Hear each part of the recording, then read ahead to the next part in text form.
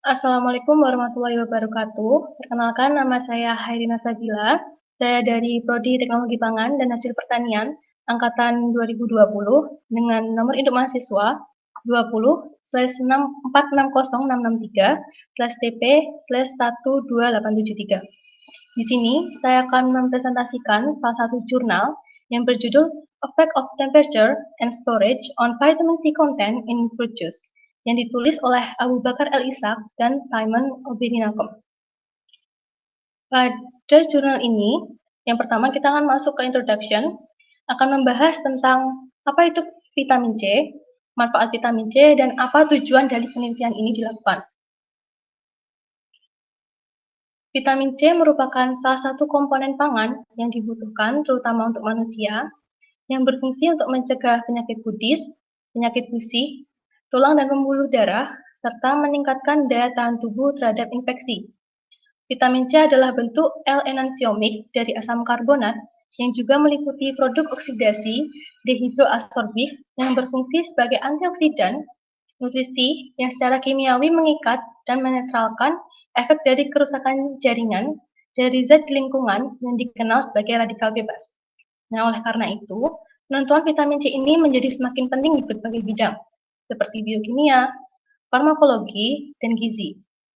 Vitamin C ini terdapat dalam berbagai buah dan sayuran, terutama di tomat, buah jeruk, melon, brokoli, bayam, paprika hijau, kubis, nanas, melon, mangga, dan kentang. Namun, vitamin C ini mudah sekali hancur dengan dimasak atau pada suhu tinggi dan juga dikalengkan, serta paparan udara dan cahaya yang lama. Penelitian ini bertujuan untuk mengetahui jumlah kandungan vitamin C pada buah segar yang berbeda dan mengetahui laju degradasinya terhadap waktu dan suhu. Nah, untuk waktunya dilakukan dengan lama penyimpanan terhadap sampel yang ada selama 7 hari atau seminggu. Sedangkan untuk suhunya dilakukan dengan perbedaan suhu yang ada, yaitu suhu ruang 25 derajat Celcius dan pada suhu 40 derajat Celcius.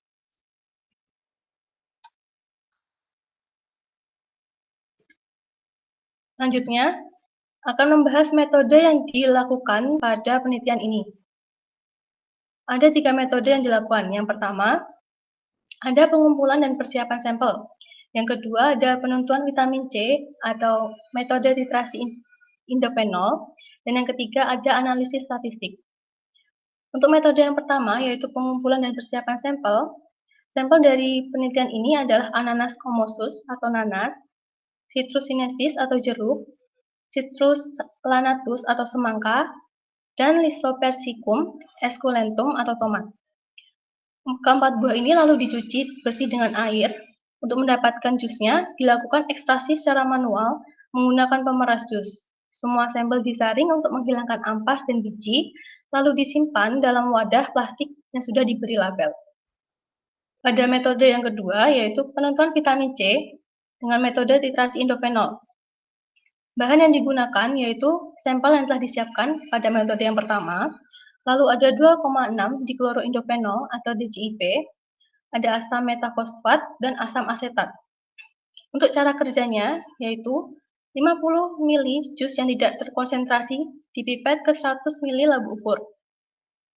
Lalu 25 ml asam asetat 20% ditambahkan sebagai zat menstabil dan diencerkan sampai 100 ml. Lalu larutan diambil 10 ml dengan pipet, dimasukkan ke labu Erlenmeyer dan ditambahkan aseton sebanyak 2,5 ml dan dititrasi dengan larutan standar 2,6 dikloroindofenol atau DCIP. Warna merah muda yang ada diamati selama 15 detik. Jumlah zat warna yang digunakan dalam titrasi ditentukan secara volumetrik dan digunakan dalam perhitungan kandungan vitamin C miligram per 100 ml dalam sampel buah. Dan yang terakhir, atau metode ketiga, ada analisis statistik. Hasilnya dinyatakan dalam rata-rata rangkap 3 plus minus standar error of the mean atau SEM. Selanjutnya, dipaparkan hasil dari penelitian yang telah dilakukan. Hasil yang diperoleh dari penelitian ini menunjukkan perbedaan nilai vitamin C pada suhu yang berbeda dan lama penyimpanannya atau umur simpan. Contoh, pada buah nanas, ada 49,38, 26,25, dan 42,13, masing-masing untuk nilai jus segar, lalu jus dengan perebusan, dan penyimpanan selama 7 hari atau seminggu. Pada jus segar nanas memiliki konsentrasi vitamin C tertinggi, diikuti dengan jeruk, semangka, dan tomat. Hal ini sesuai dengan laporan yang ada bahwa iklim atau suhu mempengaruhi vitamin C yang ada. Daerah yang memiliki malam yang dingin menghasilkan buah dengan konsentrasi vitamin C yang sangat tinggi. Untuk daerah tropis yang panas menghasilkan buah dengan konsentrasi vitamin C yang tergolong lebih rendah. Kita lihat hasil dari tabel yang ada. Pada nanas, ketika jus dalam keadaan segar atau dalam suhu ruang, memiliki konsentrasi vitamin C yaitu 49,38 mg per 100 ml. Perbedaan kandungan vitamin C, jus segar dan jus yang direbus adalah 23,13. Sedangkan jus yang disimpan selama seminggu memiliki kandungan vitamin C sebesar 42,13 atau 7,2 mg berbeda dengan jus segar. Nah, selanjutnya yang kedua ada jus jeruk. Pada jus jeruk ini juga terdapat perbedaan konsentrasi vitamin C. Pada keadaan segar, jus jeruk memiliki konsentrasi 39,75. Perbedaan kandungan vitamin C jus jeruk segar dan jus jeruk rebus adalah 16,79 mg per 100 ml. Namun, jus yang disimpan selama seminggu memiliki kandungan vitamin C sebesar 31,50 mg per 100 ml. Atau berbeda 8,25 mg yang berbeda dari jus segar. Begitu juga terhadap jus semangka. Saat segar memiliki konsentrasi 27,5. Perbedaan kandungan vitamin C jus semangka segar dan jus rebus adalah 10,80 mg per 100 ml. Namun, jus yang disimpan memiliki kandungan vitamin C sebesar 21,63 mg per 100 ml atau 5,87 mg berbeda dari jus segar.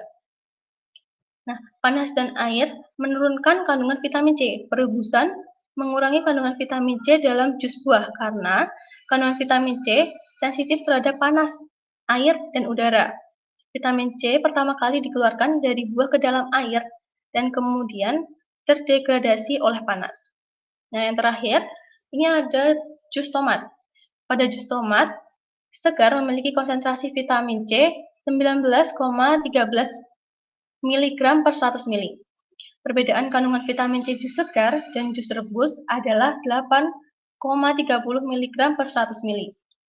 Namun, jus yang disimpan memiliki kandungan vitamin C 15,63 mg per 100 ml atau 3,50 mg berbeda dari jus segar. Dilihat dari keempat jus buah yang ada, dari semua hasil yang ada, ketika adanya perlakuan baik perebusan atau penyimpanan selama 7 hari, konsentrasi vitamin C ini mengalami degradasi semua. Dari penelitian yang ada, dapat disimpulkan 3 kesimpulan. Yang pertama ada pengaruh suhu. Suhu yang tinggi memiliki efek pada kandungan vitamin C buah-buahan. Dalam air panas, dapat menyebabkan kehilangan atau hilangnya vitamin C yang cukup besar.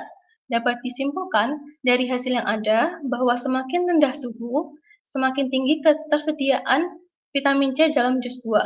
Maka dari itu, untuk menjaganya, adanya vitamin C ini dapat dilakukan penyimpanan di tempat di bawah suhu ruangan. Nah, yang kedua ada penyimpanan. Penyimpanan yang lama juga dapat mengurangi konsentrasi yang ada dalam buah-buahan. Hal ini dapat terjadi karena adanya banyak reaksi kimia yang berkontribusi pada masa simpan vitamin C, sehingga terjadi kerusakan kimia pada buah-buahan. Sebagian besar reaksi ini didorong secara enzimatik, sementara yang lain adalah reaksi kimia yang terjadi karena penuaan. Hal ini melibatkan perubahan warna, rasa, dan bau yang dihasilkan dari reaksi kimia antara konstituen buah. Reaksi biokimia yang terjadi selama periode penyimpanan bersama dengan aksi mikroba di semua jus buah. Kesimpulan dari studi ini, hilangnya vitamin C dengan penyimpanan berbeda dari satu buah dengan buah lainnya di lingkungan penyimpanan yang sama. Sedangkan sampel yang direbus mengakibatkan degradasi vitamin yang signifikan.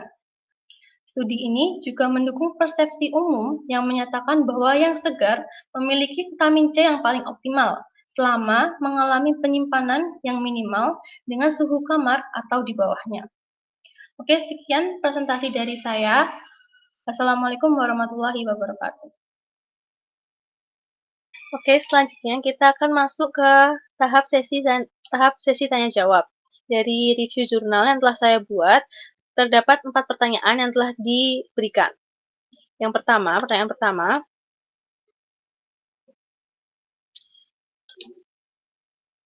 dari keempat jus buah tersebut, menurut Anda, manakah yang lebih layak untuk dikonsumsi menurut kemampuannya mempertahankan vitamin C? Mengingat, dimanapun kita membeli jus buah, akan mendapati buah yang disimpan untuk beberapa waktu yang kita tidak bisa pastikan. Nah, dari keempat jus buah yang ada ini, jika dilihat dari kemampuannya mempertahankan vitamin C yang berhubungan dengan masa simpan, yang paling bagus untuk dikonsumsi adalah buah nanas. Kenapa? Karena pada buah ini laju degradasi vitamin C-nya paling kecil. Pada buah ini hanya kehilangan vitamin C sebesar 14,58% dari kandungan vitamin C pada saat sampel jus buah dibuat, setelah mengalami masa simpan selama 7 hari. Sementara buah yang lainnya, untuk buah jeruk, kehilangan 20%, semangka 21,35%, dan buah tomat 18,29%. Maka dari itu, buah nanas ini mampu mempertahankan vitamin C paling optimal. Selanjutnya, pertanyaan kedua, sampel yang didapatkan apakah menggunakan metode blender, cold press, atau jus buah kemasan? Nah, keempat sampel jus buah yang didapatkan ini menggunakan jus squeezer atau pemeras jus manual. Nah, setelah diperas, lalu jus disaring agar ampas dan biji pada jus hilang. Next ke pertanyaan ketiga. Jelaskan prinsip dari metode titrasi indofenol. Metode titrasi indofenol ini berdasarkan atas sifat mereduksi asam askorbat terhadap zat warna 2,6 dikloroindofenol. Asam askorbat akan mereduksi indikator warna 2,6 dikloroindofenol membentuk larutan yang tidak berwarna. Pada titik akhir titrasi, kelebihan zat warna yang tidak tereduksi akan berwarna merah muda dalam lautan asam. Selanjutnya, pertanyaan keempat. Mengapa digunakan 2,6 dikloroindofenol, asam metafosfat, dan asam asetat? Jelaskan setiap mekanisme dari bahan yang terjadi. Yang pertama, larutan 2,6 dikloroindofenol atau DCIP digunakan untuk sebagai titran pada metode ini. Larutan 2,6 dikloroindofenol dalam suasana netral atau basah akan berwarna biru, sedangkan dalam suasana asam akan berwarna merah muda. Apabila 2,6 dikloroindofenol direduksi oleh asam askorbat, maka akan menjadi tidak berwarna. Dan bila semua asam askorbat sudah mereduksi 2,6 dikloroindofenol, maka kelebihannya sedikit saja sudah akan terlihat terjadinya warna merah muda. Dan yang terakhir, penggunaan asam metafosfat dan asam asetat untuk mencegah atau mengurangi adanya oksidasi vitamin C yang terlalu banyak saat dilakukannya titrasi. Selain itu, dengan suasana larutan yang asam akan memberikan hasil yang lebih akurat dibandingkan dalam suasana netral atau basah. Oke, sekian jawaban dari keempat pertanyaan yang ada. Selanjutnya, terdapat daftar pustaka dari keempat pertanyaan. Sekian dari saya, terima kasih.